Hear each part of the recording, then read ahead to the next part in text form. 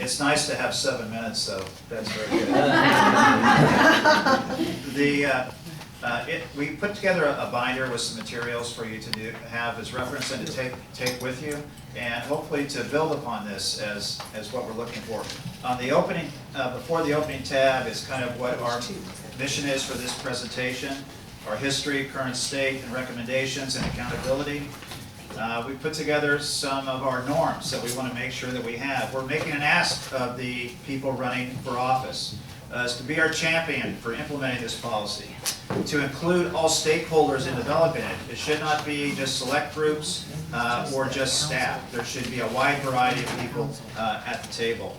And to continue to be, as our advocate, this isn't a one-time thing where you stop and you take this binder and you put it on the shelf. This is a living, breathing document that should be integrated within what you do on a daily basis, and also what we as neighborhood organizations do, because we have to have a commitment to you on this process.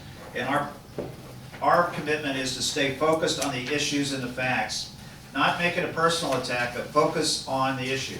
Not to say we're not going to be passionate, we're going to have love and passion and sometimes anger in the conversation, but we want to make sure that we stick to the facts. And we will be there to assist you in providing information and education to the community so that they can make their mind up on issues that come before your vote on the council, and issues that are important to us that maybe are not on the radar yet that can be put on there. On the first tab behind it is a quote that we've heard in several NBT meetings that I think is appropriate not only for those that are elected, but also for those of us in the community. When I work on a project, I have no enemies. I only have people who need more information. Information is the key, and part of what we talk about in community engagement is to inform and educate are the first two steps of what we have. On the RMP website, which is the Riverside Neighborhood Partnership, we're keeping all of this data. So if people here are attending that did not receive this, if you want to find out where this information is kept, it's on rmpinfo.com. Why do we have NBT and RMP together? Because we're symbiotic. RMP is focused on what are the great assets we have in the neighborhood, how can we get people engaged to develop neighborhood leadership.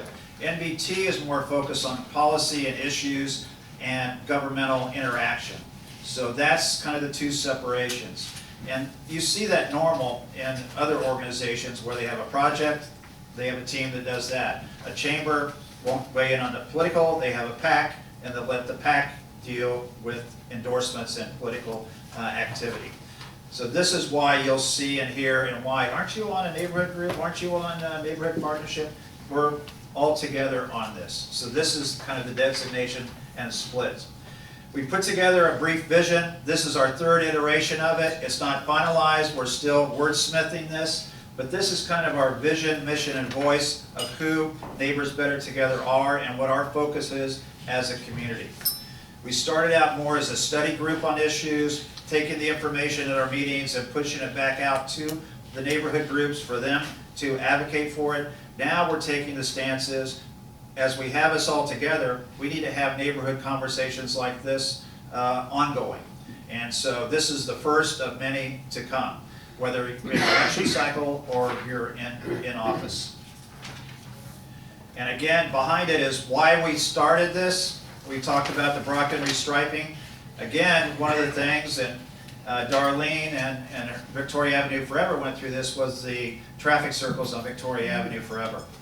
And it could have been a better process if they had engaged with Victoria Avenue from the beginning. And the drama and the activity could have gone away.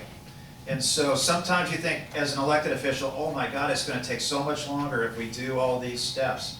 In the end, it could save you time, money, and partnership with the people you represent. And part of it is how do you build a coalition, not a coalition, but informed residents that can work with you to help you make better decisions as an elected official. We look at your role as an elected official is to inform, educate, and advocate on behalf of the neighborhood. And the neighborhood is residents, it's business, it's faith-based, it's all of us. And so we don't want to see that kind of segmentation. But when it works, it's a beautiful thing. The Northside Specific Plant is a great example of that. In downtown, the Stalder project that was presented to neighborhood groups, specifically to Dana, we had representatives from Old Riverside Foundation, and I know they met with the Old Riverside Foundation separately, but they started meeting more in depth and working with city staff. And they came together instead of this big massing project with the facade right flush against the building. Now it's set back. The building is going to represent different architectural styles to represent the 3 buildings that were formerly there.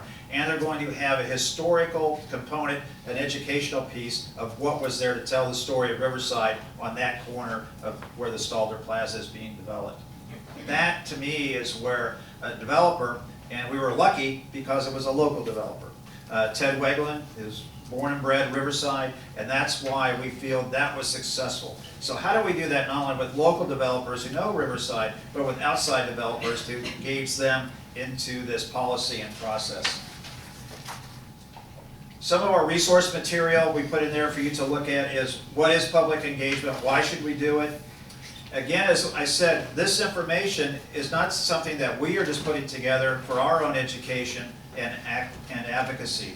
This is a discussion that's actively going on in the Community and Economic Development Department through the Neighborhood Engagement Division as the lead department to help write the community engagement policy for city staff. So this process is starting. This is some of the documentation that they're looking at. There's outreach tools. This is a different document. And then there's also, on the next tab, is our concept policy of what we put together as NBT. So you can see these are the principles of what we're looking at. It's based on best government practices on how to do community engagement, but it's not the end all.